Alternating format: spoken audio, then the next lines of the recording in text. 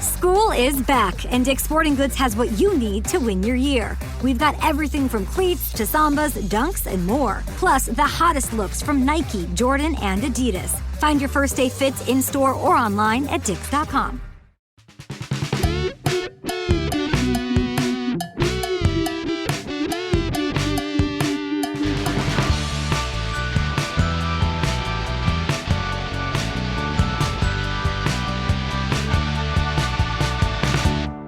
Hail cheaters. Welcome to the Always Cheating Podcast. My name is Josh. I'm here with Brandon. Brandon, how are you?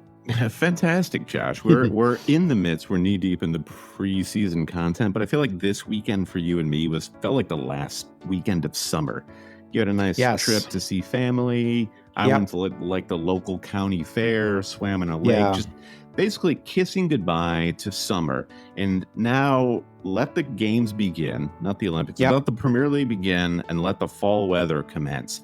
It is. I'm in my rural house where there's no central air, but there's no real circulation of the air and I'm a little sweaty. So if you think our takes on defenders and goalkeepers are sweaty, you should see my pits, honestly. Okay.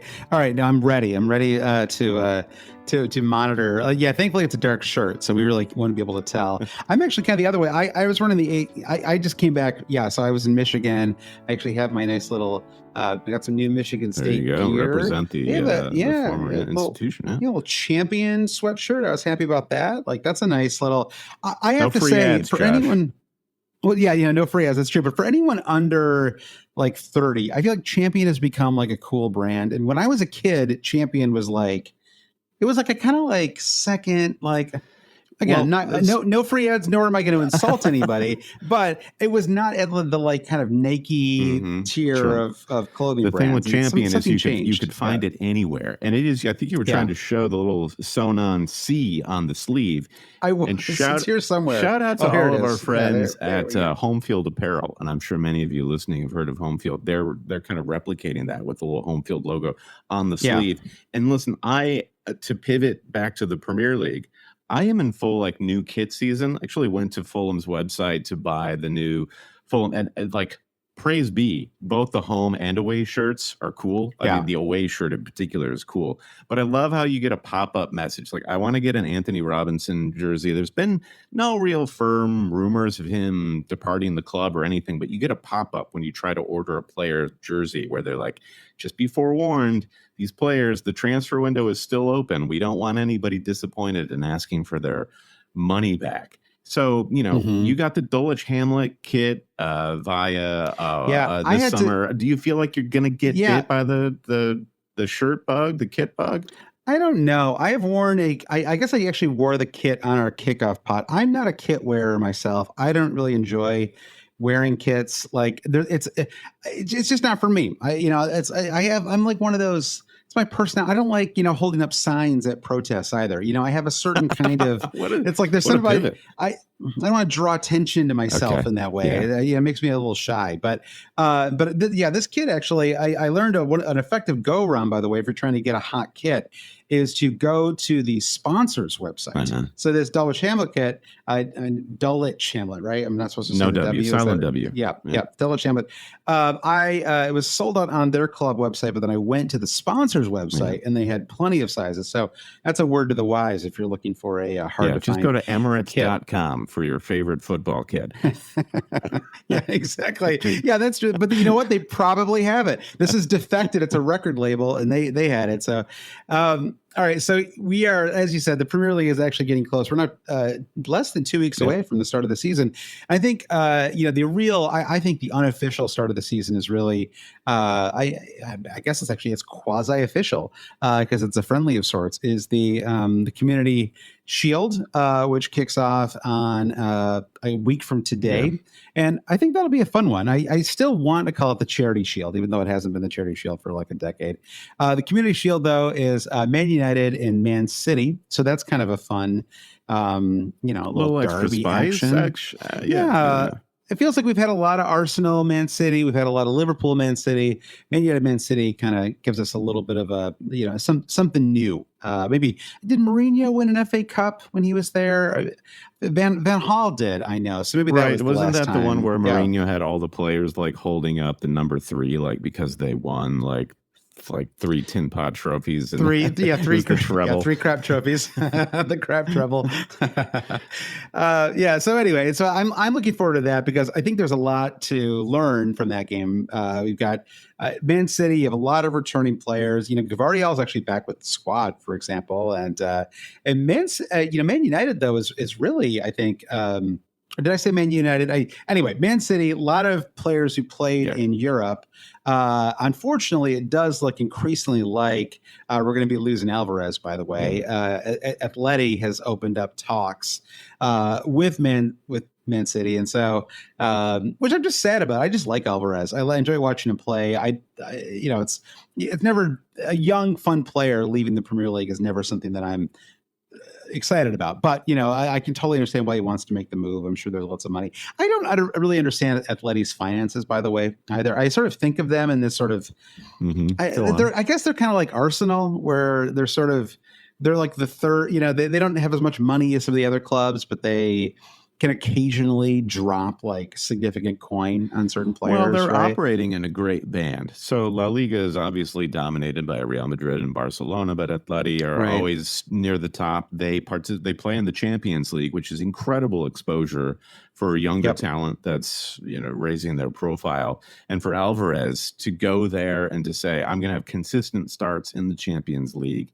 And it was under Simeone, you never know if you're going to be able to challenge for a title in La Liga. He's done it before. Banged out 2 La Liga titles in the last 12 years, right? So absolutely. I mean, if you look at the players too that they've gone for, they're always the Alvarez type, where they're really special players, but somehow just never the top dogs at their club. Now, Conor Gallagher, we talked about midfielders last week, but Conor Gallagher to Atleti, kind of like he fits that profile of like attack dog that Simeone likes. I think that'd be a really interesting move for him. Yeah, I mean, Trippier's career basically got rejuvenated, right? Once he went to Atleti. So yeah, even if it was just like a 1-year move, I mean, it's like an apprenticeship under a great manager, right? Like it feels like it's sort of. I said attack dog, and I forget my my sound effect there. Wow, I love that. That's the top dog, the ex dog in him. Ex-dog in him. Yeah, exactly. New to the always cheating. Once the season kicks off, we've got lots of great reoccurring segments that we're going to bring back, including the all-important X Factor. Who's got that ex-dog in him? And maybe that applies to some of the defenders and goalkeepers that we're going to talk about. So, Josh, we're in the third of 3 sort of positional previews. We did forwards 2 weeks ago, midfielders last week. We're going to combine defenders and goalkeepers this week. I feel like, is it counterintuitive to say this is where fantasy managers can get the most creative? So what I mean by that is forwards and midfielders can, one might say they're driven by a template, or one might say we have some more assured certainty of where a lot of those points can come from. You can get creative in the forward and midfielder slots, certainly once the season goes and we start to, you're able to sort of like fish around in the stats and what you see in the matches and the lineups. But with defense, I feel like there's not going to be as much unification amongst the fantasy managers going into game week 1. So it's not, you don't want to necessarily express yourself through your defense, but I think you can be different here. Yeah. I want to agree with you because I'm an agreeable kind of guy, but I don't know. I don't know if I do this particular season because I am.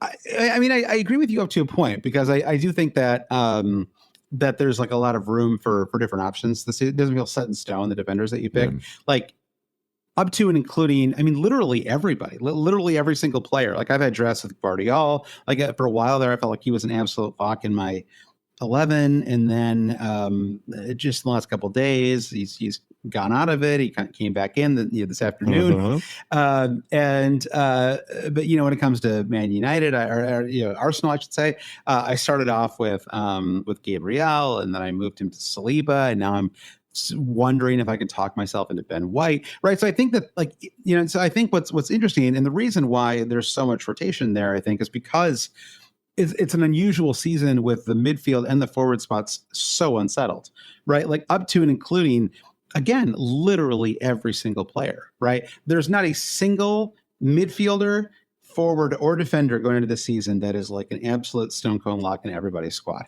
right? And I'll pull up here, Brandon. I went to FF Stuff.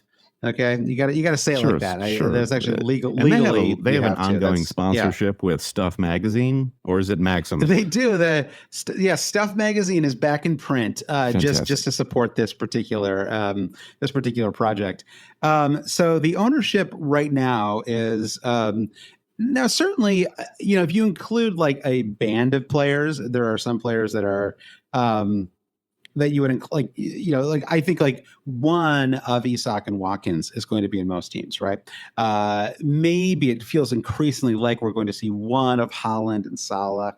Haaland just keeps scoring goals. It makes it much harder to avoid him just because, again, and we talked about this on the forward pod, so we don't need to like rehash it too much, but it just makes the captaincy so easy, for one thing, right? It's just like, if nothing else, like you have a really consistent option that you can just get double points from, every single week. So I think that's really where I've been increasingly zeroing in on Haaland as a quasi lock. But again, it's not Chelsea an absolute this weekend in another preseason friendly. Exactly. Yeah, he's just been banging them in, right? And so I think he's super tempting, but again, so is Isak, right? Southampton at home in game week 1. Ollie Watkins, arguably the premier kind of all around forward in the in the Premier League, like top 2, I would say, right? Like in terms of like at least the sort of designated forward spot positions in FPL, right? Like Saka is a forward in a kind of real world sense, but in the game he's a midfielder, right? So so I think that. But just when you just look at all of the players that are being selected, though, we're just not seeing the really kind of highly skewed ownership that we saw last year, right? I felt like going into last season, Haaland was at like 75% or something like that, right? It was massively high. I think Salah was super high as well. You had a number of other players that were just a little underpriced, right? And so it was kind of driving them up into that 60, 70% range. And this year, I mean, for the most owned player, and this is up to date as of, I think, like an hour ago, the most owned player is at 55%. That's not bad, right? That's survivable, right? Like you can go into game week 1 without Isak. It's not going to kill you. Same with Watkins at 52, Palmer at 50%. There's just, Haaland, I mean, arguably the premier fantasy asset is at 38.8% ownership at the moment, right? Like it's just not, it's not an overwhelming number. It's not going to, even if he gets like a hat trick or something, right? It's not because again, it's like you are also going to be able to captain a player yourself, right? And in theory, the player you're captaining is someone you think could do extremely well too, right? So if he bangs on a hat trick and you get, a goal, assist, and 3 bonus from Isak, it's a 5-point difference, right? In that particular scenario. So it's just not that much of a killer, right? And that 5-point difference for a player that costs, 6.5 million less. Right. Yeah. And so like there's a lot of squad building that you can do if you opt for the duo of Watkins and Isak up front and just kind of sacrifice those Haaland points. And so I think the debate is still, really, I don't know. Like, I mean, where have you kind of settled in one way or the other? I know last week you were very much in the kind of Salah, Haaland, have them both zone. Are you still? Yeah, my current draft still has Haaland and Salah. My question back at you is, I like this. Like, this is definitely like the impact that FPL was wanting to have with pricing players like Haaland at 15 million, is to sort of bring a little bit more democracy to it. What happens to this 38.8 ownership on Haaland if he scores a hat trick against Chelsea in game week 1? Well, I don't know, because I mean, it's not easy to get to a 15 million player.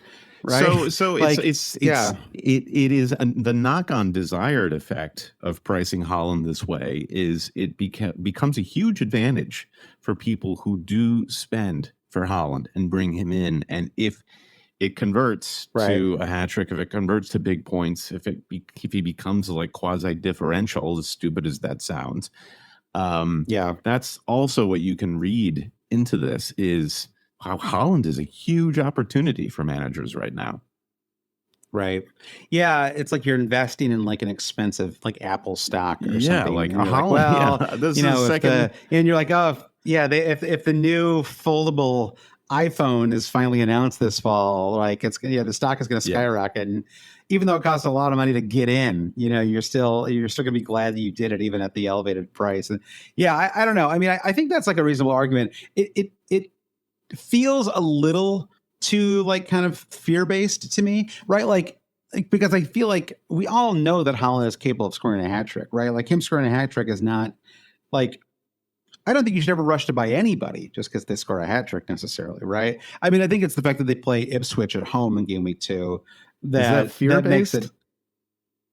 Well, it's not fear. I mean, sure. I mean, a little bit. I mean, but again, it's just one player's. I mean, listen, I have Haaland, and I feel like I've sort of found myself rhetorically taking up the side of the non-Haaland. It's good for the pod. Here. Keep going. But I think there's a reasonable case to be made, right? Which is that you're just like that.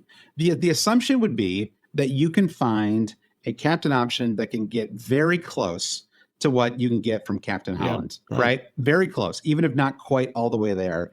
And unless he gets 29 points in a game week, right? Unless he gets 6 goals and 2 assists or something like that, like you're going to be probably okay. And because he is so expensive, right? Like literally 6 million and more than like all of the other better forward, like all the other similar forward options.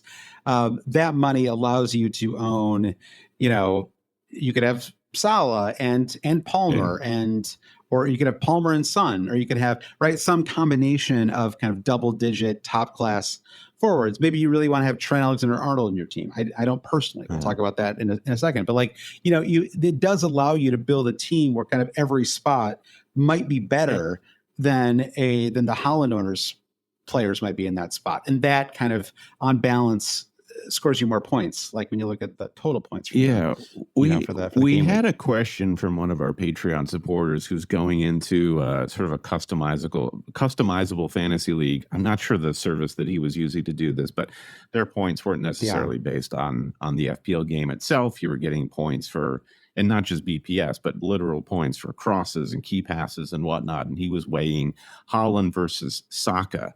And it's kind of goes with what you're saying here, Josh, of where is the squad balance versus just the sheer output that you get from Haaland. And can you get Haaland and then replicate what you would get from, other options like Saka and Salah elsewhere more creatively from players like Eze and Gordon cheaper that work there? Right. Or is it the reverse where you're going to reap more from those midfield assets like Saka and Salah, and you push Haaland aside for that reason because you can replicate what Haaland is doing with Isak and Watkins? And that is, I think, the thing that everyone will try to answer before August 16th, and I believe is impossible to answer.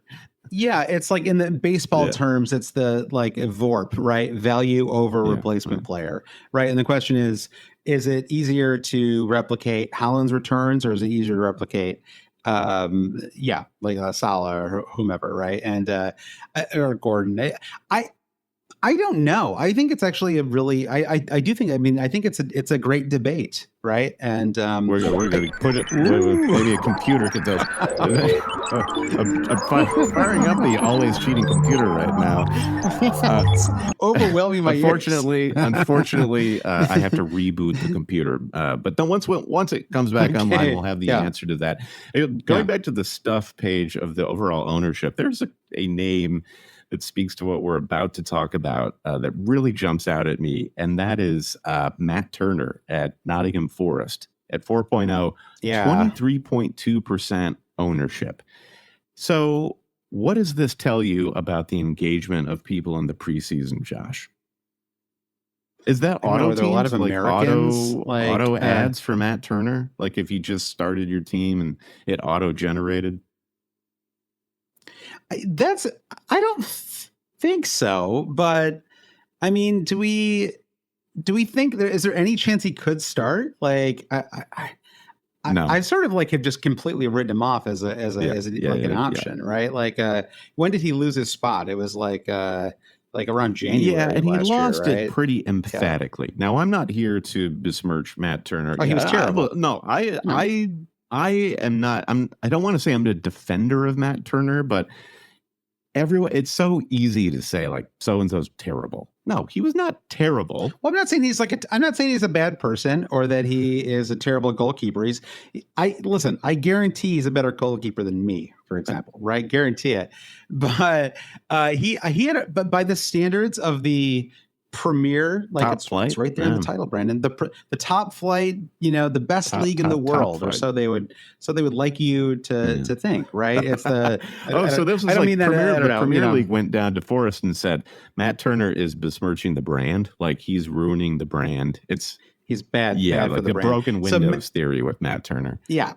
Well, I mean, I actually do happen to think that on balance, the Premier League is the best league in the world, right? And so I think, but yeah, it was January 30th was the last time he started for Forest, and he just really didn't earn his spot, right? And who was it? Was it Sells? Is that who they brought in? I should know this immediately. Sells. This doesn't bode well for my content creation this episode, where I don't remember, but I'm not.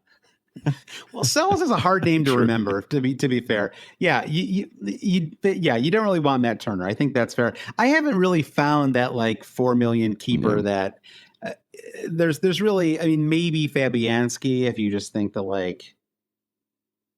I don't know. I mean, if Fabianski like really was basically lost his spot, well, to he Areola, 100% did, maybe, right? So, right, and he only got his minutes last season because of Areola's injury. You could argue Areola is therefore injury prone, so go with Fabianski as a backup. But Fabianski lost his spot because he's older and older and older and losing his step and.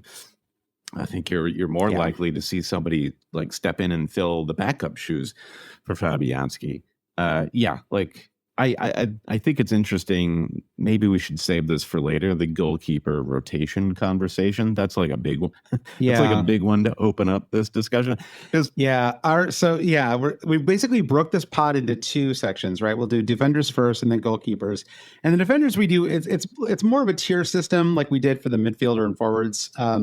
With the goalkeepers, it's more like a series of questions.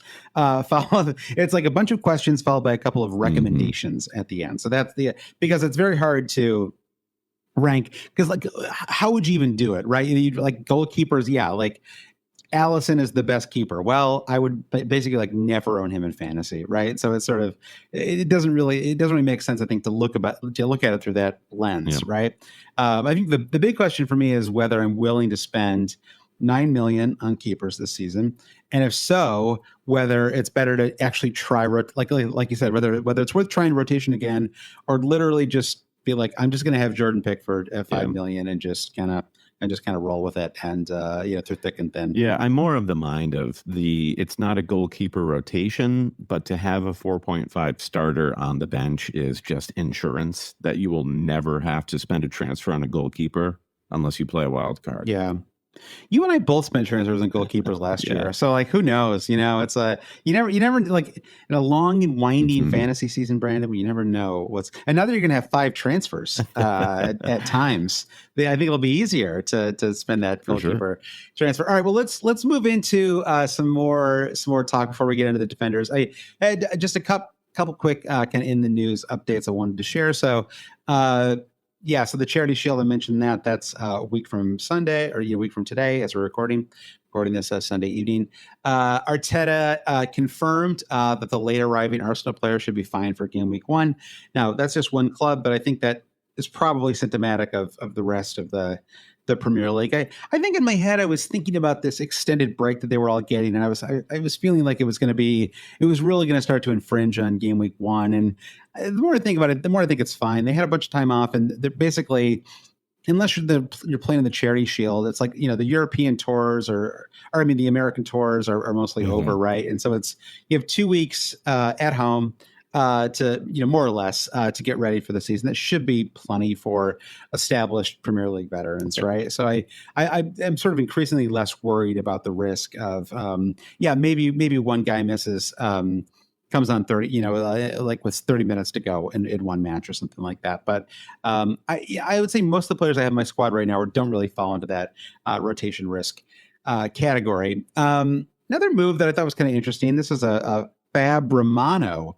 Is he man or is he bot? We may never know, Brandon.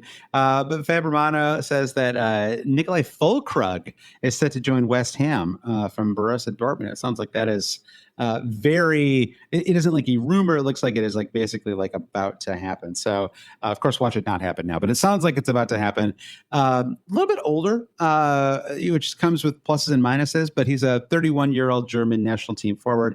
You remember he scored a very dramatic late goal in the group stages for Germany to get them a 1-1 draw and advance as group winners. It didn't really help them in the end because they ended up losing in the quarterfinals, but still. So Füllkrug had 16 goals and 10 assists in 46 appearances for Borussia Dortmund last season. I kind of like this signing just because I feel like established Bundesliga veteran feels like he can come in. Maybe he helps. I mean, they have a lot of talented midfielders right now at West Ham, right? There's a lot of you've got Bowen, you've got and like a number of different options. Yeah, Kudus especially, right? So yeah, Paqueta, so there's a lot of good players, but they're but Antonio unfortunately is getting older. Obviously, Danny Ings has really struggled with his health, and so it feels to me like this could be an awesome signing for West Ham. I'm kind of excited about it. Yeah, they haven't had a real number 9. I feel like the last time they actually had a go of it was just a string of transfers that didn't work from Sebastian Haller, who ultimately worked went out to in Dortmund the end and for him. Yeah, worked fine for Haller, and then for Scamacca, which was like again, as I likened to owning him in fantasy, was like eating food out of a garbage can. Somehow lucked his way to the Italian squad as their number 9, but that never worked at West Ham. So Füllkrug seems like maybe it could work. Yeah. It could work. And for a team that I've like the departure of David Moyes somehow signaled like the death of it was Declan Rice leaving and then Moyes going. It was like the component parts could have been replaced, but all these parts of the glory days of the last 5 years for West Ham. So I like it. I like that they're sticking to buying some renowned players. Looking at it through a fantasy lens, what do you think about all of the coaching changes that are happening? And like I think about it more and more when it comes to Chelsea and I mean West Ham to a lesser degree maybe, but like Chelsea and Liverpool, and it's like I like Liverpool and all these friendlies this summer, right? Like they've had some very nice performances, but I'm like, should I care at all? Like should I, should it be like affecting my kind of thought process? Like all these clubs, like most of their players are not back yet. It's like I don't know. I just think it's like really it's making it very hard for me to assess some of these players, right? I mean, the same thing with, Cuckoo. He scored 3 goals in the preseason. It's looked really good, but 2 of those 3 goals are penalties, right? And so if we assume that Cole Palmer is back on pens when he gets back, how much should we take that into account, for example, right? Like it looks very impressive when you just see the 3 goals, right? But then you dig into it, it's like, well, pens, it's not. Yeah. I think Chelsea is the most terrifying managerial change, I think, for fantasy managers, in that Maresca is totally unproven at this level and as good of a job as he did with Leicester. It's sort of like a combination of what's Maresca's highest level combined with what's the level of absolute dumpster fireness that's at Chelsea right now. So those sort of things combine to be good food for thought for fantasy managers. But then you go back to West Ham, you've got Lopetegui coming in, and you're thinking, well, I've recently seen him manage Wolves in the Premier League. I know what he wants to achieve. I know what his goals are. I can then understand how that might map on a West Ham squad. So you can take some of it, but there's some debate happening on FPL Twitter earlier this week about how much do you take just from preseason results, full stop. And most people would argue nothing. Take nothing. You can't even take lineups from it. But I think like Holland is how like the big blue chip stocks like Holland and Salah are really the only thing I ever look at when it comes to preseason. Yeah. Are these guys who I know exactly what to expect from them? They're healthy and they're in the right mindset. Yeah, and I think Son too, right? I think the forgotten man. I mean, Son's got 3 goals and an assist in the preseason. Kind of the cheapest of all the premium options, and yet very. I mean, let me pull up my little chart here again. He's not even cracking the top 20 most owned players in fantasy, and he's an absolutely fantastic fantasy asset. He has been for many, many years, right? So I think he's another one too. Where, I guess I am inclined to agree with you. I mean, I think what I was sort of maybe, and Cuckoo is the one a little bit. It's good to see him playing well, right? Like even if you qualify some of the goals, I mean, as a 6.5 million player who could end up playing out of position right at forward, the one thing we really wanted to see this summer was him doing something, right? And so even if you sort of qualify everything and put no stock in it, the fact that he's doing really well puts him like kind of firmly on my radar, right? Whether I start with him in game week 1 or not. And so I think maybe it's a little bit of that, where like it's like the kind of players that you just need to see something, right? Like you just need to see some glimmer that there's like something to be excited about, or it's just kind of hard to have them on the radar at all. So, all right, well, let's move on, Brandon. I think that covers in the news. Wanted to just do a quick shout out. We got a ton of new and upgraded too, Brandon. Not just new, but upgraded patrons this week. I want to do a quick thank you, and I want to remind people it's the first of the month. It's a great time to technically it's the 4th of the month. It's my mother's birthday, Brandon, today. Just I'm sure everyone listening knew that, but just a reminder. Yeah, happy birthday, Tracy. That first of the month is a great time to become a new Patreon supporter. We're kicking off our Patreon exclusive podcast this week.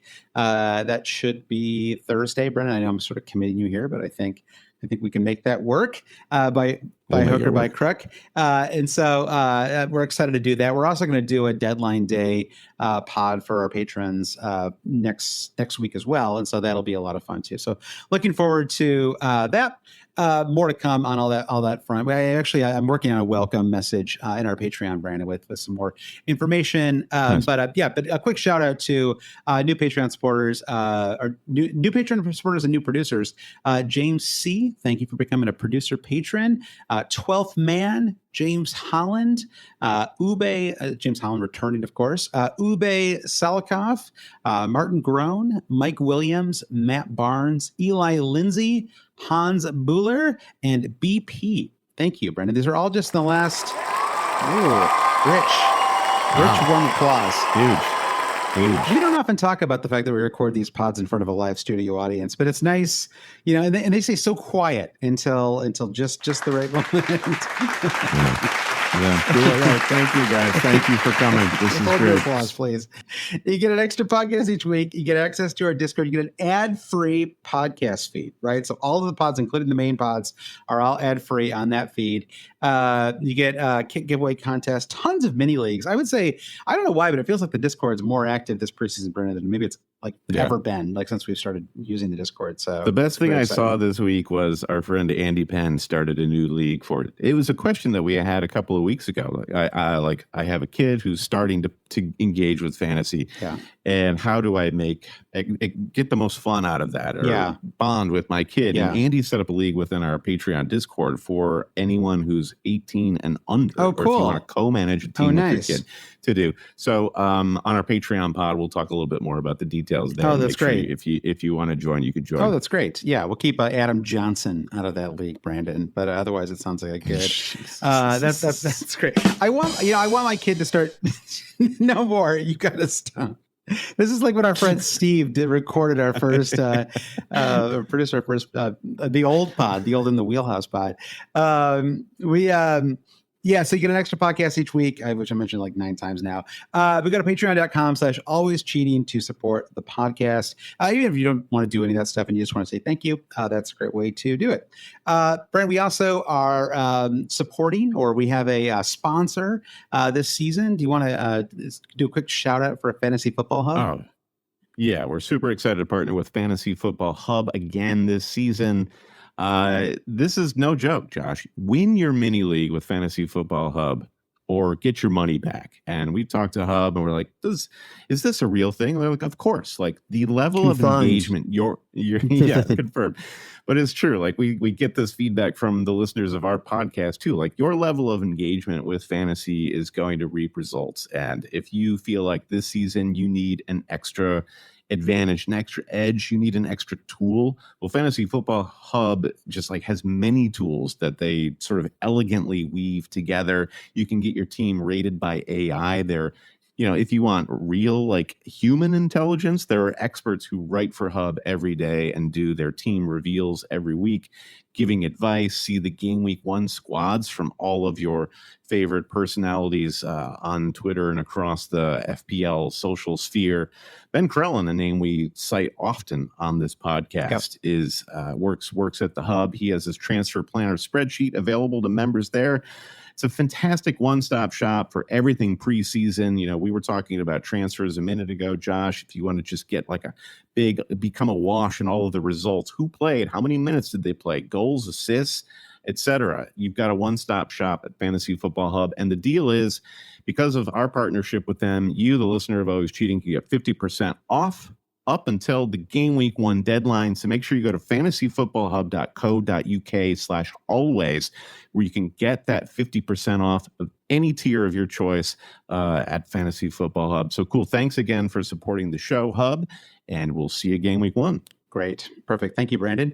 So let's get into our defender talk here. And we got some feedback that my little chart, Brandon, my lovely little Excel doc that I've shared with our Patreon supporters in the Discord, was not hugely helpful on the YouTube stream. So I will not be sharing that this week. But Brandon, because we were just talking about the Hub, what I will do is I will share their fixture planner sorted by strong defensive fixtures to start the season. It's not necessarily going to be a guide for everything we talk about on this pod, but maybe you could take a look at our faces, Brent. I don't know how that's possible, but just in case it is, I'm going seems to. Implausible, yeah. It seems implausible, but we'll share that anyway in case anybody wants to have a peek. Okay, how do I get this? I see it. You see it. Okay, good. Yeah. He sees it, folks. Okay, there we go. All right. YouTube.com/@alwayscheating if you want to check out this stream and see the chart that we're looking at. So what are we looking at, Josh? Yeah, just defensive fixtures for the first 6 game weeks. But that's just, again, to give you something to look at while we're talking here, Brandon. So we're going to kick things off, though, with elite defender fixtures. I've done a little more groupings this time around because I'm finding it hard to I wouldn't say necessarily hard, but it's sort of like it's a matter of taste a little bit. It's a matter of what your taste is, so which players you want to go for in some of these brackets, right? So when it comes to elite defender picks, I think you've got to start with Arsenal defenders, and I think you've got 3 picks, really: Gabriel, Saliba, and Ben White. If you want to consider Jurrien Timber, you could. But again, that just feels super risky, given that Arsenal, just made a big signing of Calafiori. Yeah, I was gonna say, he has been. He's been at $6 million, so they think he's going to start right off the bat, Calafiori. But Calafiori can play as a left back or a left-sided center back. So I think he sort of makes Timber a little risky. He also makes Gabriel, unfortunately, a little bit risky too. But I still think you can opt for any of those 3. I still think Gabriel is the first choice center back pairing with Saliba. And it really just depends on whether you value goal threat, in which case Gabriel takes the cake, strongest XG by far. That's over a couple of seasons too. A consistency of starts and maybe defender bonus points, then I think that Saliba would be up there second. And then just kind of overall routes to points would be Ben White, right? Like Ben White offers consistency of starts. He's going to offer more assist threat, I would say, of any of these 3. And maybe he can bang out, he'll score like a couple of goals a season. The only problem with Ben White is that he is 0.5 million more expensive. And that little 0.5, that little 0.5 starts to make a pretty massive difference when you're trying to put together a perfect team. So at the moment in my squad, I've got Saliba.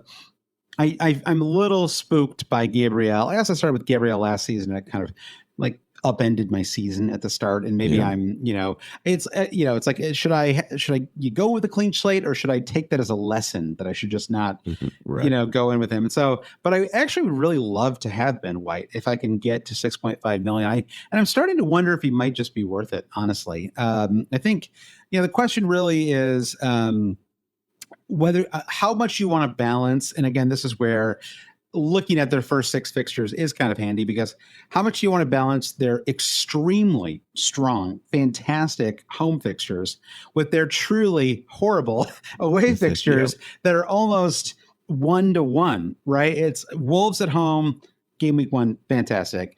Villa away, game week 2, very tough, right? Lost their last season. Villa have been very tough at home. First home fixture of the season for them as well. Have to imagine they're going to come in, playing looking very good. Brighton at home, new manager, great, like good spot for Arsenal. Spurs away, game week 4. Man City away, game week 5. Right, so North London derby, and then probably arguably their single most difficult match of the season. Title's going to be decided by game week 5. It's incredible. Exactly. I'm just glad they're getting out of the way, honestly, right? Yeah. Like, just knock it out in game week 5.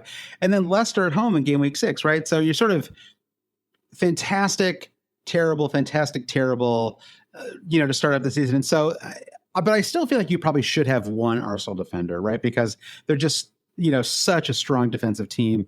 And those 3 fixtures are so good. And so that actually is where the going for the 0.5 for White maybe does make a little more sense, right? He's worth paying the premium, because even if you lose a clean sheet in the Villa match or the Spurs match or the Man City match, and it's hard for me to imagine them having more than one clean sheet in those 3. Right. And I'd say maybe 1, right? Because, early on in the season, you could see a cagey 0-0, right, in one of these matches. But certainly, the City match in particular is sort of defined by the caginess. Right. So if you look at last season, the Arsenal defenders and Gabriel and Ben White were defined by certain stretches of form. Gabriel had that midseason run where he could not stop scoring, got the goal plus own goal assist. And then there was this inflection point near the end of the season when some managers wild carded into the home stretch, and Ben White became this differential pick. And that was coincided with his explosion. And then he went on this run where it was not matched by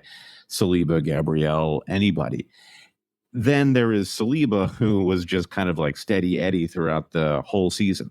So what kind of manager do you want to be going into game week 1? Do you want to set that metronome, bring in Saliba and say, hey, I'm just going to see which way the wind is blowing, and then commit myself to maybe spending a transfer to upgrade to Ben White? Or are you going to be a little bit more aggressive, which I'm not surprised to hear you advocating for that, Josh. Right. Ben White is 100% based on what we saw at the end of last season, worth 0.5 extra. Right. But I do think, given all of the question marks that a fantasy manager has going into game week 1, having that 0.5 flexibility, Saliba feels like a sturdy enough foundation for us to build on. And craven as it sounds, it just feels like maybe that's the sensible pick. And I agree. I'm not sure about the strategy of I'm just going to go super small at the back. 4.5, 5.0 is the most I'm willing to spend, because always there are theories about defense for seasons. Big at the back, small at the back, etc. What always happens is it all kind of balances out into, you probably should have 1 or 2 of the best positional players in your team at all times. And Arsenal is the best defense in the league for the last 365 days. So I'll have one of those. Yeah. I think that's right. I think, and it probably is foolish to bench Arsenal defenders even in these really tough matches, right? Because you just never kind of know when. Oh, I mean, also they could just go into Villa and Spurs and win there, right? I mean, it's not a 1-0 or something like that. It's not an impossible result in those matches, right? I know, again, I'm we're gonna, it's a I don't want to just sit here and say, we're going to go in the North London derby and just take it to, take it to Spurs, at their home stadium. But I do think it's at least in the realm of possibility, right? There's a 30% chance or something like that. Going into any particular match with Arsenal, I think that you can give them a really good chance of keeping a clean sheet just because their defense is so solid, right? So I'm agreeing with you. That's why they're at the top of my kind of tiers here.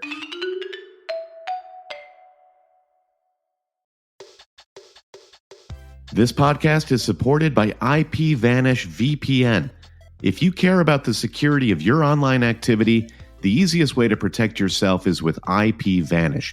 Rated excellent on Trustpilot, IPVanish provides an encrypted connection for all of your internet traffic, helping to prevent websites, Wi-Fi providers, and hackers from intercepting your data.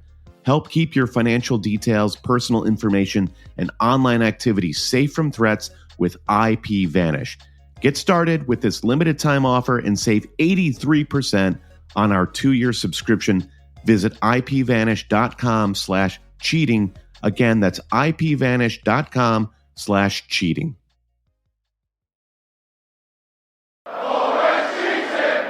The next player on the list would be Trent, 7 million. I think he actually could be this season's ultimate boomer bust fantasy asset, where it feels like, to me instinctively, my feeling is too expensive. The entire kind of Liverpool defense feels like they're in a state of regression at the moment, right? Like they're aging players. We'll talk more about Van Dijk and Robbo in a second. And again, I'm talking fantasy here to a certain degree, although I think it's also true in general with Liverpool's defense. And so I think, to me, the question is, could he lock down a midfield spot, Trent? And if so, then you've got Trent as a kind of, like, I don't even really, the problem is, like, what is his role? Like, and Connor Bradley has been getting lots of minutes, granted, because Trent was gone for the Euros, but like Connor Bradley played well last season, is getting minutes right now. It seems like he's going to have to play some, right? And so, maybe. I do want to pump the brakes on the whole Trent thing, because the move Trent into midfield has been a question for years now. Sure. And Gareth Southgate decided he was going to be the one, for whatever reason, to finally do it. Right. And it kind of blew up in his face over the course of a match and a half in the Euros. I don't see that as being a viable thing for Trent, even at Liverpool. Yeah. And I think it's bad news for Connor Bradley, because I as good of a player as I think he is, I don't think there's enough cause for him to start bar just playing in the Europa League over Trent in the Premier League. Yeah, I mean, I think that it's sure, but like regardless, like, how do you feel about Trent? Like, would you have him in your team? Are you interested in? I think he's too expensive. Yeah. At 7 million. Yeah. I think historically it's good value. Like, writ large for Trent, 7 million seems like an honestly fair price. Yeah. For me today, not interested. I'm looking at the way the housing market is going. It's not going the direction of Trent Alexander-Arnold. Yeah. I mean, and so the Ipswich match is so it's not the first match of game week 1, but it is it's the early match on game week 1, right? So they are in the kind of exclusive TV window, right? If you can, I don't know if you can find a pub in England. I don't know. It's always hard to, it's hard to see everything. I realize. Haven't they kind of made it easier this season? I feel like they've like relaxed the blackout rules or something. That's not for us to weigh in on, I suppose. But regardless, it's a big national window, international window for them. And I think that we could see something like, remember when Brentford hosted Arsenal to kick off their first season back in the Premier League, or their first season in the Premier League? And it was a 2-0 win. This is, I don't know, 5 years ago, whatever it was now. Yeah. And I just think Ipswich are really going to come out playing a really strong, they're going to, I guess my point is, like, it just goes to show you how I feel about Liverpool's defense right now, that even Ipswich away, and I'm already like, I don't know. Yeah, exactly. And Brentford at home, I'm like, well, Brentford can score a goal. I'm sort of I just don't feel any excitement about Liverpool defenders. And maybe it's just because they were such busts last season. And so I'm sort of, carrying that over a little bit, but I don't know what's changed except that they've gotten older. I mean, unless we just think that the new gaffer is just going to change everything. Right. Which I don't know. Like, I'm not, I'll believe it when I see it, right? Like, you're not going to make Van Dijk have like a 25-year-old's legs all of a sudden, right? Sure. Well, this is the question for Liverpool. I feel like Liverpool bar Mo Salah, which I think is just the larger, you're either in or you're out at the start of the season. Question is, they feel like a perfect team to just wait a couple of weeks. Right. And with the new management under Slot, there just could be a guy who's nickname. Maybe it is Connor Bradley. Yeah, there could be a surprise, right? affordable. Yeah, mm-hmm. Yeah. Could be a surprise person. Fulham. Yeah. That's right. Yeah, that is right. So I feel like Liverpool might be a surprise bargain shopping team if we're lucky. Yeah. So maybe that's what it is. It's Trent and the entire team that feels boom or bust to me. Right. Lots of just too many question marks. This goes back to the new manager question before. It's just Slot and a number of other new managers this season. And which ones do I don't know. I just want to see it. And so it's going to be help to be nimble. It's going to help to save up, Brandon, and have those 5 transfers in game week 6 to bang out, move. Yeah, maybe me too. I don't know. We'll see. What am I doing? I'm just like kicking around. I'm all over the place. I'm running order already, Brandon, because you know what? It's so fun to talk about Liverpool. I have so many. I'm very interested in them this season. I really don't know what we're going to get from them. Yeah, the discussion about them being at a wait and see is exactly that. It's not a dismissal of Slot or a dismissal of the club. It's just a kind of like, there's a lot of good things here. We just don't know where to put our money is the problem. Yeah, exactly. And so it just makes sense, I think, to wait a couple of weeks. Salah is a little bit like Holland, where if you don't get him early, it's going to be really hard to bring him into your squad. Not impossible, but probably involves burning points if you want to do it right away. So that brings us to Gvardiol, who is the last player in my little elite tier here. And it's a bit of a projection, right? Because he hasn't necessarily earned it in terms of what he's done from a fantasy point of view. But, he's 6 million. He's already back with Man City. He's already participated in the friendlies. Overall numbers aren't too impressive from last season, right? 4 goals, 2 assists, 9 clean sheets. But Brandon, what if I told you that those 4 goals and 2 assists all came in the final 7 matches of last season? Yeah. It was an incredible, and it reminds me, to me, it's very reminiscent of Andrew Robertson when he joined Liverpool and had that kind of, I think he joined from Hull, right? And he had that kind of first season, and it was like, found his feet, took a while, wasn't like doing that much. And then kind of by the end of the season, Robbo was just incredible, right? And that was kind of, he was sort of part of the Liverpool's real, kind of rise. I think that we might be seeing that with Gvardiol now as well, right? He's only 22 years old. He did it's so obvious, even if you just look past the numbers, it's just obvious what an incredible player he is, right? I mean, he certainly passes any kind of eye test that you want to, I don't know, I always pause because I know how much people roll their eyes when they say this, but he's just, some people don't have eyes and you want to be respectful. That's true. Them. Exactly. But he's fun to watch, right? He's a dynamic player. He's fun. He's fun to own in fantasy. He makes fantasy fun again, Brandon, when you have Gvardiol on your team. And so I am strongly leaning towards having Gvardiol in my squad. And it's a bit of a projection, but at 6 million, I don't think it's crazy. And I think the other thing is that if you want to kind of loop in, and I'm going to dip into tier 2 here, if you want to loop in Walker, Akanji, Ruben, and Ake, right? A quartet, Brandon. It's the least inspiring group of elite defenders I've ever heard. At least from a fantasy point of view, right? A quartet, exactly. A quartet of 5.5 million defenders, right? Not a ton of attacking threat from any of them. I suppose Walker has to be the pick until proven otherwise, right? Because Pep just trusts him, and he hasn't really shown he hasn't lost his pace, right? He's still fantastic. Had five assists for Man City last season.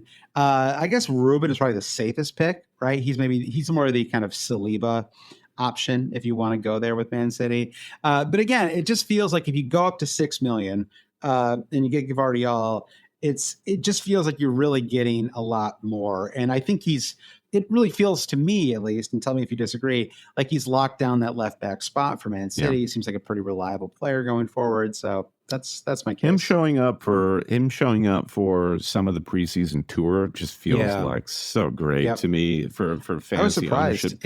Stand by. I do feel like going back to the Arsenal conversation, if you were going to skimp in your defense, City feels like the place to do it. Like going back to the names that you just rattled off, from Ruben to Akanji to Walker. Yeah. This is not a refreshed Man City squad, even in the midfield. I wonder how sluggish City might look coming out of the gates, especially defensively. Yeah. A team that has struggled to just keep a clean sheet, Yep.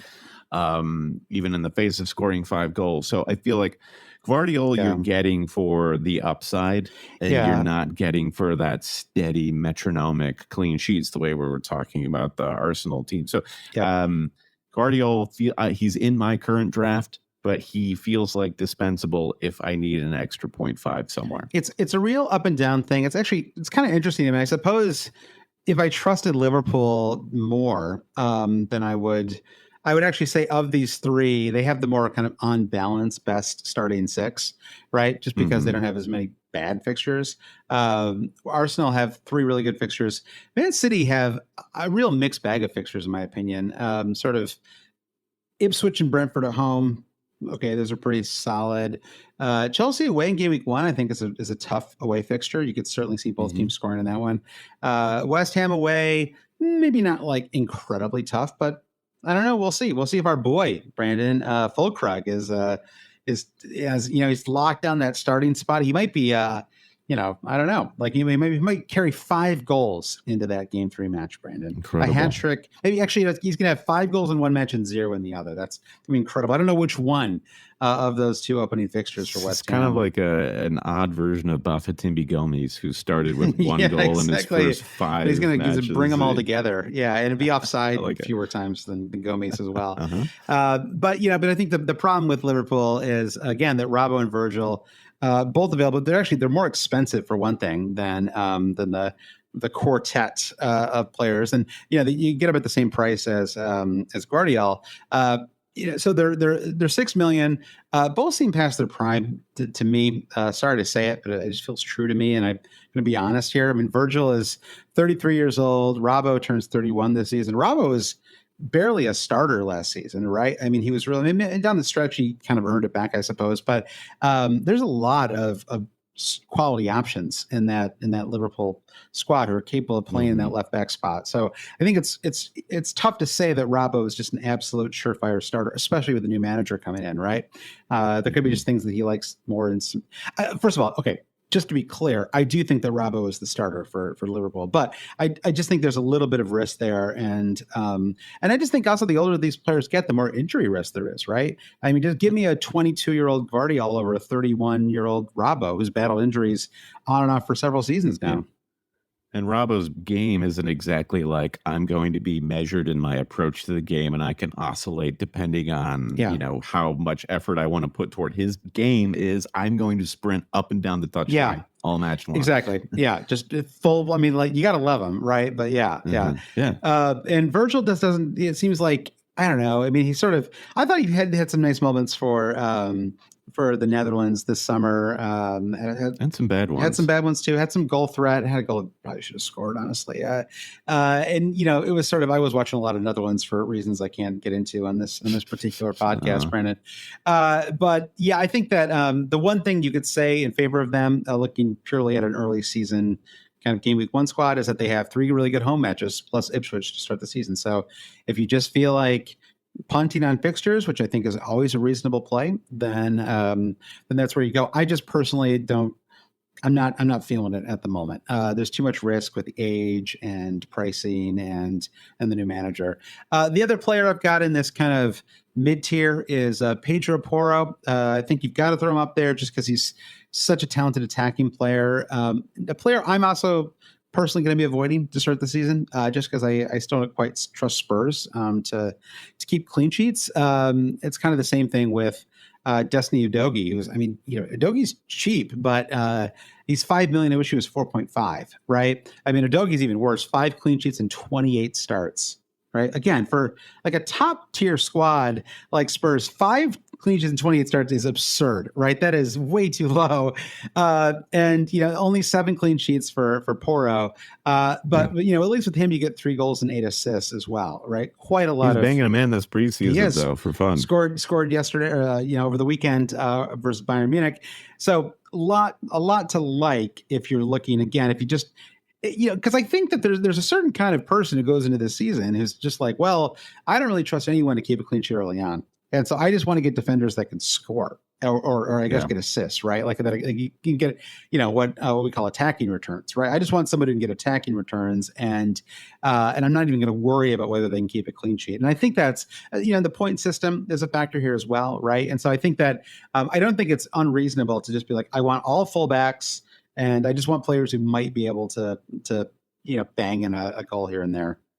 Sure, and if you want a hot start, Leicester and Everton, Leicester away, Everton home for Spurs. Yep.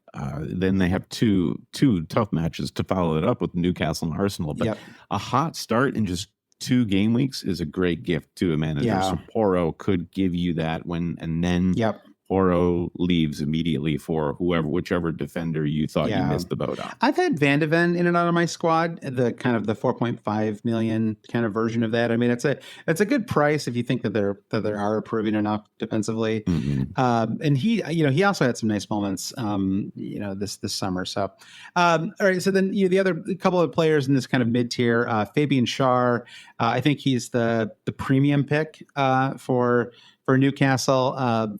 Feels a tiny bit overpriced at 5.5 million, but you really couldn't have priced him any lower, I don't think, right? Like 4 goals, 3 assists, 9 clean sheets. He is an immortal lock when healthy to be a starter for that Newcastle team. Mortal lock or immortal lock? I actually, as I said it, I think it's a mortal lock. And then I was like, do I want to stop my flow in the middle to correct myself? No, I'll do that for you. Do it for Thank me. you very much. Okay. And mortal lock, I believe. Immortal kind of works though as well, right? Yeah. I didn't want you to take that one for granted. No, he's got a kind of Highlander-esque lock in that squad, for sure.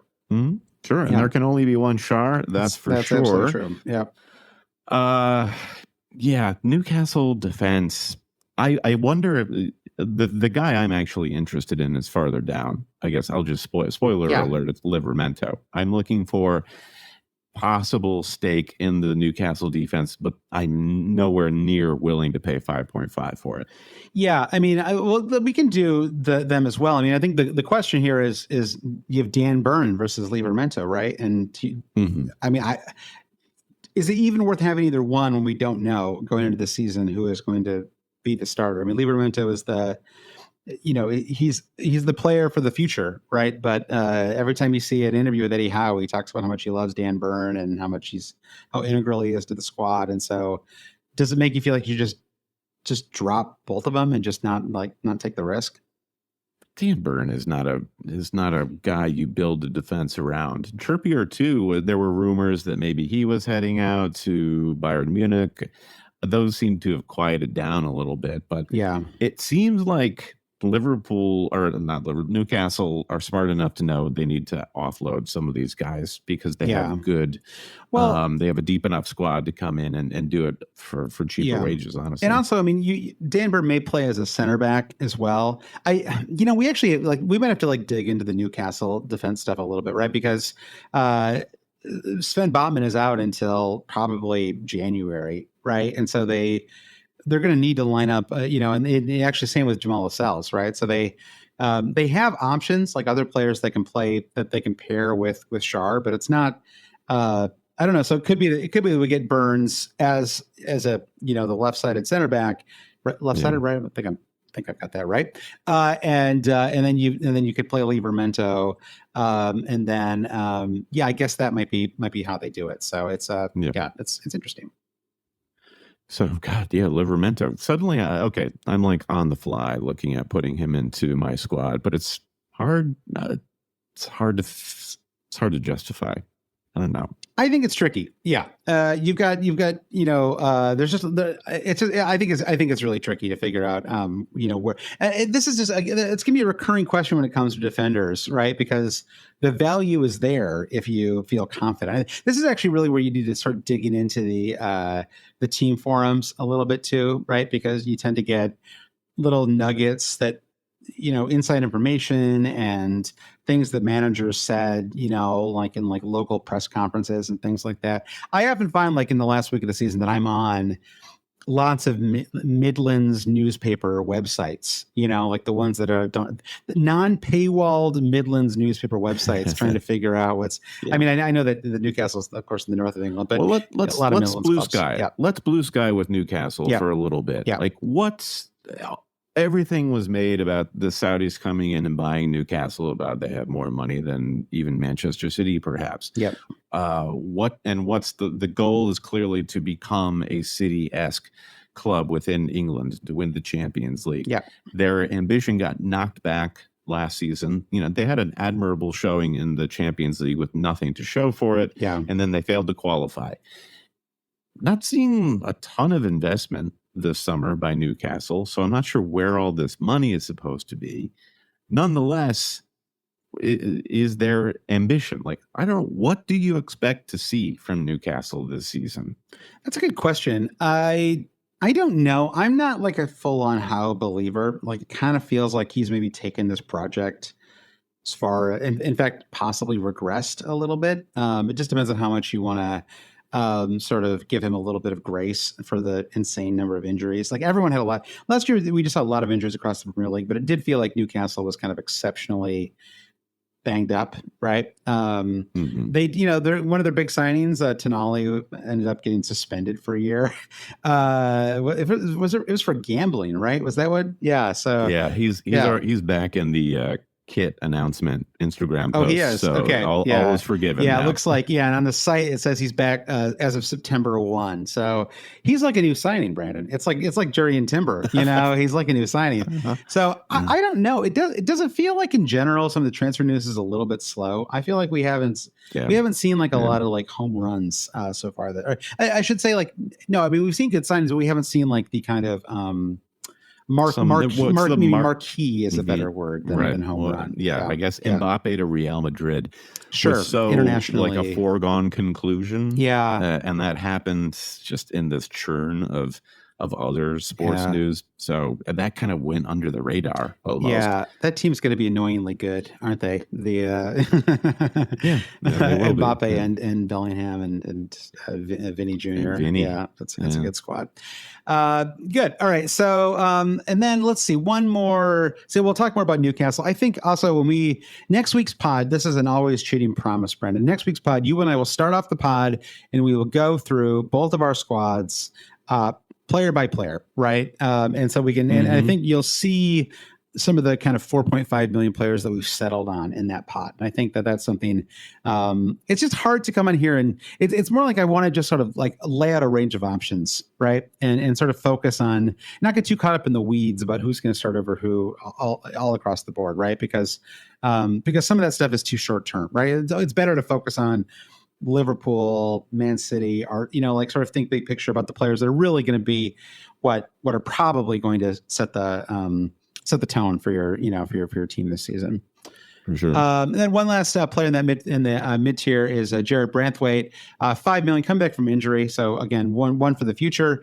But if he stays at Everton or if he moves to Man United, who is the team he's most heavily rumored to go to, he's a great option. He had 12 clean sheets, 3 goals, 1 assist. I think if he moved to Man United, he basically would start from day one and be if that move happened, I think he'd be one of the most transferred in players that month. Like, he'd be heavily transferred. Following in the great footsteps of Harry Maguire. I will sign for Manchester United to barge my way into the England squad, and then my career will be completely catatonic from that moment forward. It does feel that way a little bit, right down to them seemingly negotiating against themselves, right? So anyway, so we'll see what happens there. So then, Brandon, we'll wrap things up on the defenders with the cheapies. 5 million tier. We talked about Udogie already. Daniel Munoz came on really strong on the second half of last season. Priced at 5 million. If he was at 4.5, he'd be an auto lock for my squad going into game week 1. 4 assists, had 5 clean sheets and just 16 starts. So very impressive. I mean, take that, Udogie, who had 5 and 28. So what do you think about Munoz? You're a fan, aren't you? I feel like you're a Munoz guy. Yes, and I mean, he was integral to Colombia's success in the Copa America this summer too. So like, he's not only emerged under Glasner's system at Palace, now he's doing bits for Colombia internationally. Like, he's just a quintessential player who is just like he's blossomed, Josh. He's a blossomer. And I guess a great 90s TV show just turned into a great Crystal Palace defender. Mayim Bialik and Daniel Munoz. Daniel Munoz? Yeah. Also sounds a lot like the Malcolm in the Middle guy, too. No, I'm getting him confused with Frankie Muniz. Anyway. He should change his name, though, with Udogie. Because I feel like it should be Daniel Udogie and Destiny Munoz. Like, those should be... those names fit better to me, So I'm just gonna say, you don't like Destiny Munoz? I think that sounds incredible. That'd be like the greatest name I've ever heard in my life. Yeah, it sounds good. But I guess if I'm swerving Eze at the moment, Palace is a team that we're kind of all having to reckon with as far as how much is their form from the end of last season going to move into this season. There's no reason to believe that they won't be a fantastic team to start again this season. So what kind of meaningful piece of that team can you get? And I think if you don't get an attacking player like Eze, Munoz probably has to be in your squad. I know it's just really I just don't like spending $5 million on kind of mid-table defenders. It's just like such a I don't know. So it's a bit of a leap of faith with Palace, right? That you believe that this system that they're playing is going to take them not necessarily out of mid-table, but to that, eighth to sixth place band for certain segments of the season, to where like that's a firecracker at $5 million. I think it's very much worth it. So is he in your squad right now? Are you? He is. I had Joachim Anderson for the cheap guy at 4.5 for a while, and I just felt like not very fun. Why have hamburger when you can have steak, Brandon? Right. So what I've done in my defense is I've got Saliba, Guardiola, and to get Munoz and to justify that expense, I have gone with two 4.0 guys to back them up. Well, we'll talk more. There are some options. So this is not a crazy. Well, let's keep moving through this then. So the 4.5 million tier, we talked about Dan Burn, a little bit risky though. Maybe not so. I mean, I don't know. We need to get a better handle on that. Maybe we'll talk to some Newcastle supporters ahead of next week's pod and get and come up with a more definitive take, Brandon. The player that we haven't talked about yet that I think is really exciting is Leif Davis. We did mention him like in the forward pod because I was just so interested in him. But he had 2 goals and a ludicrous 21 assists in 43 championship matches. And that he was not an out of position fullback, Brendan. That was just his normal position. 21 assists in 43 matches. You can get him for $4.5 million. I like him. And so you've got Munoz in your team right now. I have Leif Davis in my team, Brandon. And I am looking forward to finding some minutes for Leif Davis. Great. Perhaps not right at the start of the season. It might be more of a bench option. But I think if you look down, I think Ipswich have, they've got some decent matches sort of starting in game week 3. The Fulham at home, Southampton away, even Brighton away. I think you could, again, you don't, when you buy a player like Leif Davis, Brandon, you're not buying him for the, you're not buying him for the clean sheets. You're buying him for those sweet attacking returns. All right, let's do these kind of lightning round style. Ezra Konsa, you want to do the sound effect, don't you? There we go. Ezra Konsa, not a lot of goal threat, but the cheapest way into Villa's defense. Mickey Van de Ven, see above, but for Konsa, you can, or for Aston Villa, you can swap in Spurs, kind of the same. This is a classic fantasy thing, right? Get the cheapest guy from a good team, and so that, I think Konsa fits the bill nicely. It just feels like a sensible move. Like it feels like when you look at like some of the smart fantasy managers that consistently do well, I just think you're going to see Konsa in a lot of them because it's just a solid, sensible move. And, constant Konsa. Yeah, exactly. Constant Konsa. Lewis Dunk. Katie Lang song just became a great way to play fantasy. I was going to say a great email, direct email service. Sure. Yeah. Lewis Dunk, he's down to 4.5 million or being 5 million for 3 of the past 4 seasons. He was always too much. But so now we can at least consider Lewis Dunk again. Not really a game week game week 1 kind of option. I don't think poor run of fixtures to start, but it's fun to have him back in the conversation, Brandon. I would say Dunk at 4.5, and then I do think there's more 4.4 million defender value than usual. You talked about having a couple. I don't know if you have any of these options, but Wout Faes and Yannick Vestergaard are both 4 million defenders for Leicester. Luke Wolfenden for Ipswich. They're all on promoted teams. Taylor Harwood-Bellis for Southampton are a number of players that have a good chance of being 4 million starters this season. Are those? Do you have anyone from that pool? I do have Wout Faes just because he seems like he probably will start 38 matches, and that's like great value at 4.0, even though you might never play him. But the other guy is Valentin Barco, who is on Brighton, and he is benefiting from the Estupiñán injury. So Barco is playing in Estupinan's place, and it looks like Estupiñán is out until beyond October probably. And even the really encouraging thing about Barco too is that he has been taking set pieces in the preseason, including corner kicks. Now, imagine having a defensive asset who's on corner kicks. Porro is an example of this, like where you do, rake in BPS if you take set pieces like that and successful crosses. So Barco is probably a very temporary player, assuming Estupiñán comes back fit at some point. But I think it's with the team with the upside of Brighton, feels like a great investment to start. It's a great shout. I love that, and I had some family business this week, Brandon, and so I'm a little out of pocket, and so I appreciate the Barco shout. All right, so Valentin Barco, available for 4 million, ownership at 9.9%. So I'm already behind the word's the out here. on Barco. Yeah, the word is out on Barco. Yeah, and you snooze, you lose, Brandon. That's why we do this podcast to keep ourselves and everybody listening firmly in the loop. So, Brandon, let's quickly move on to goalkeepers here and wrap up today's conversation. A few quick notes, and then I'll have a couple questions for you. So one is that there's no keeper over 5.5 million this season. 5.5 million is the cap. That might have been the same last year as well, but it's sort of interesting that we were kind of officially out of the realm of the 6 million or more keeper. I think kind of the word is out. You just really don't want expensive keepers in fantasy for two reasons. One is that you often get just a straight up better return from a cheaper goalkeeper, just because those keepers tend to have these kind of random matches where they, keep 9 saves. They have 9. They concede 2 goals, but they have 9 saves and they save a pen or whatever. Right? It's like there's enough kind of rando 18-point hauls from these kind of cheaper ones that they end up outperforming the more expensive goalkeepers.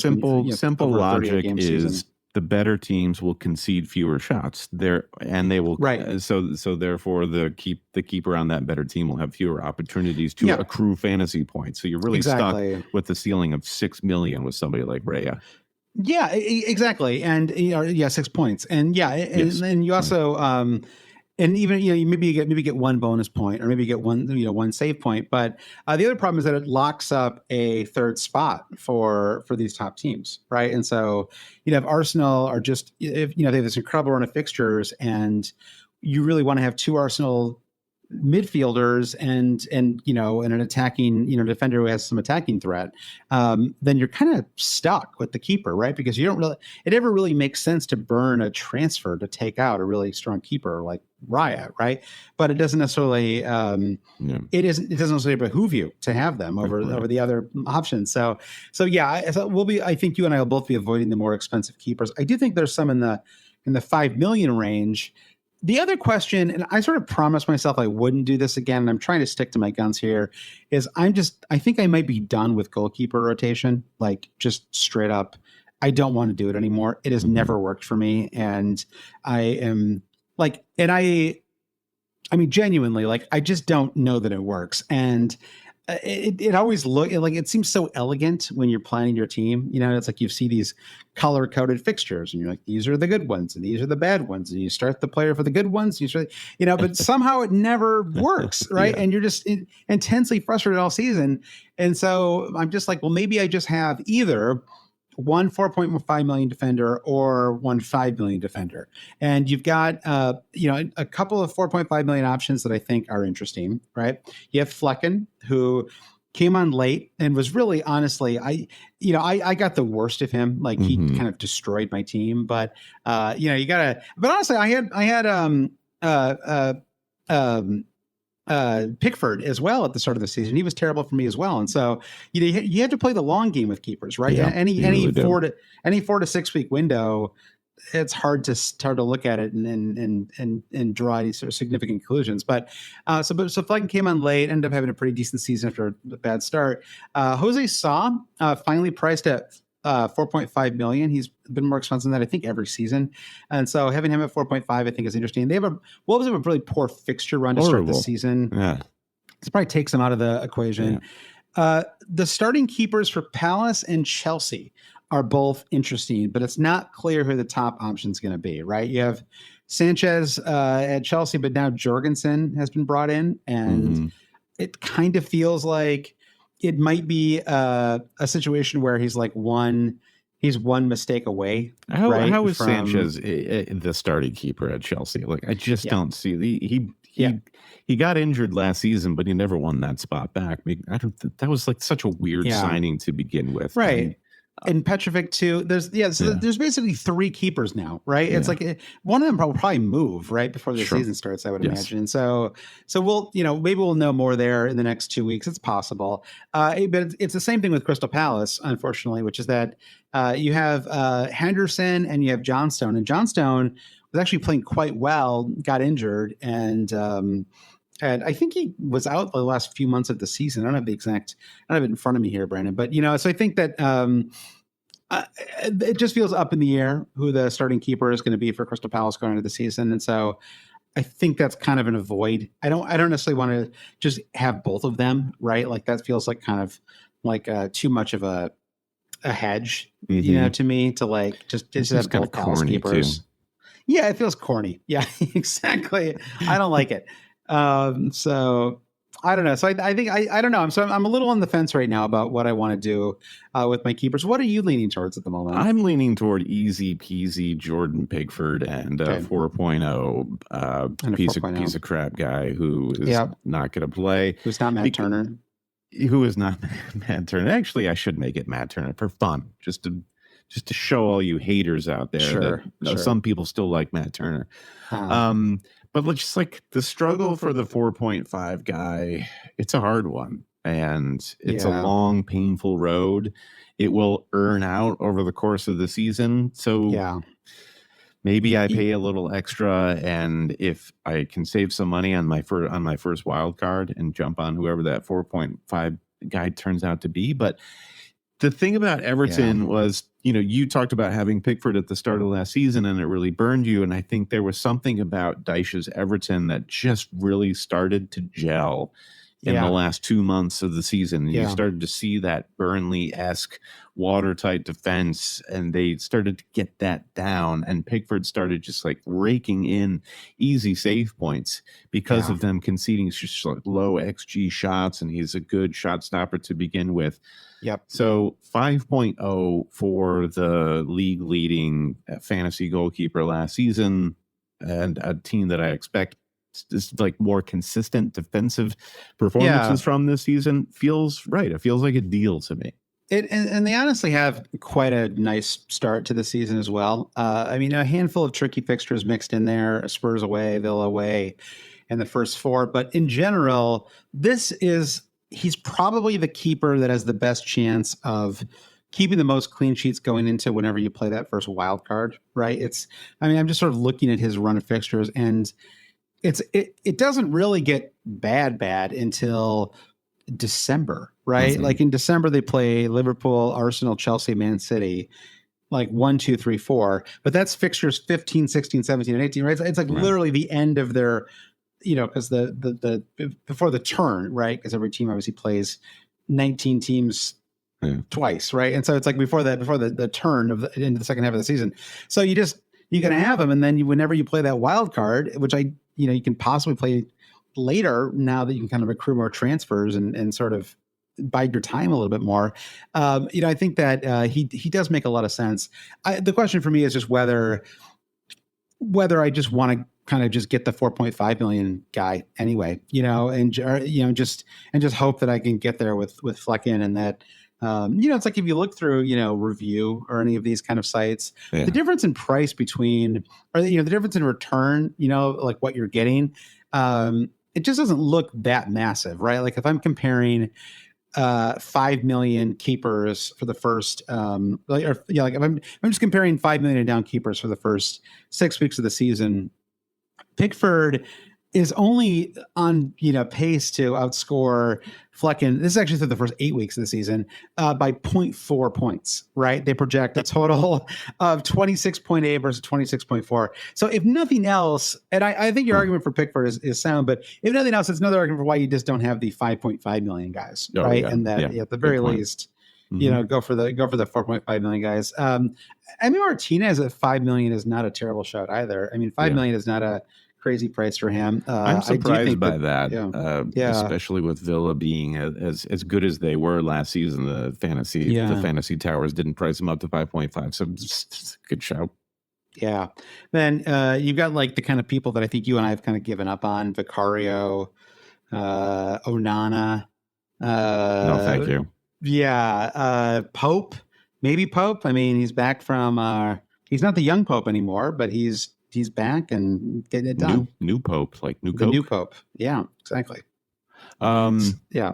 Vicario, there was some article in The Athletic about like Vicario getting over some yips or something bad that happened with COVID. His form last season. And I didn't get it. I was like, Vicario was amazing last season and probably like the best keeper in the league. Yeah, it wasn't his fault.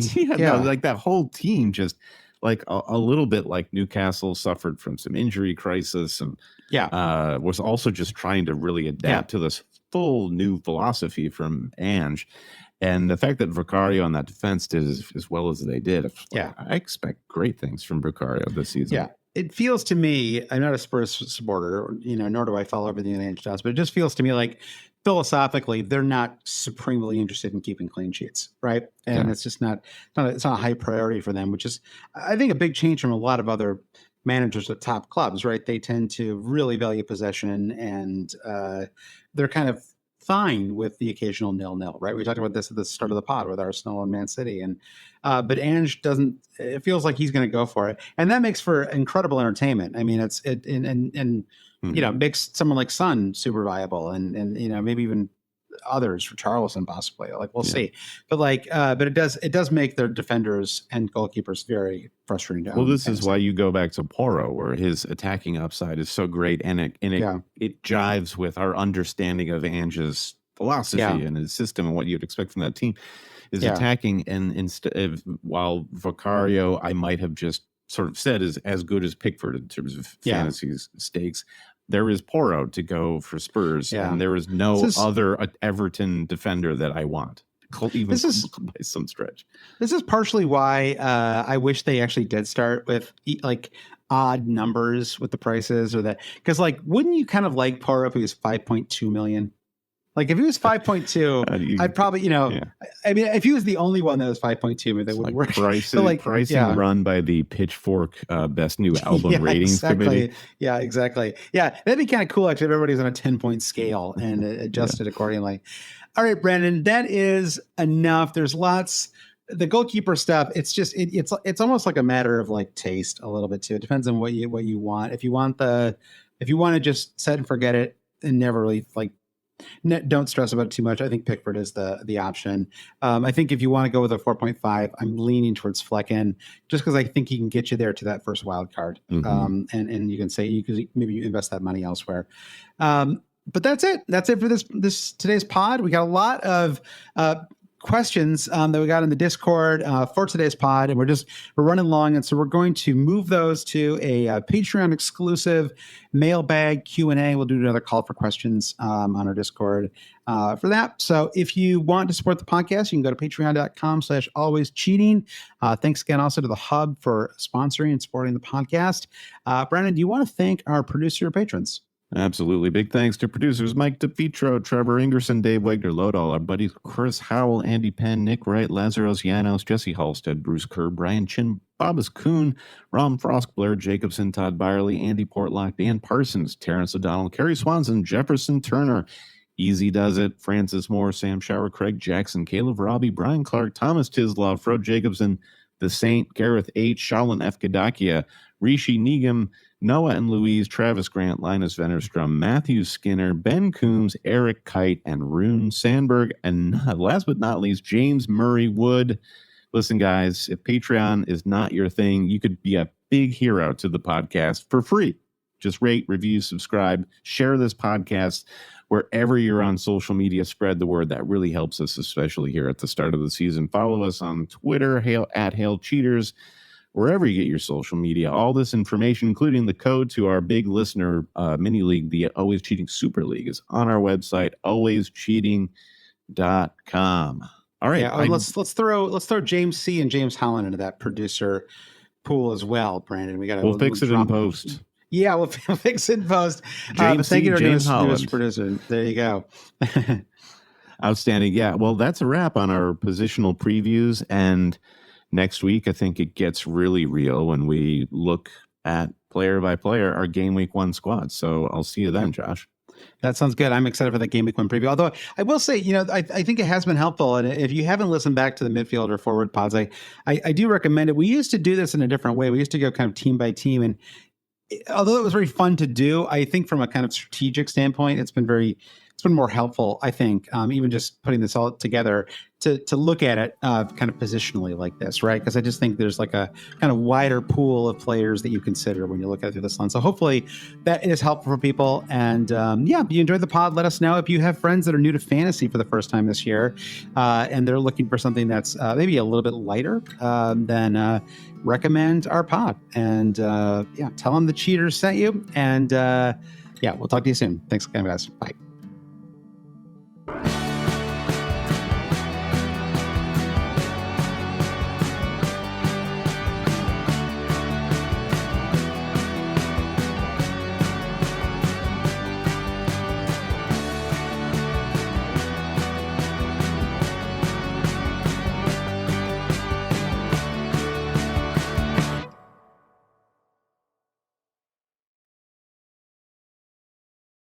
Brace yourself for something fuel-nominal. Unleaded 88 is the clear fuel choice. It's cheaper, cleaner, and greener. And it's grown by Iowa corn farmers. Now that's totally worth the hype. So pump it up with Unleaded 88.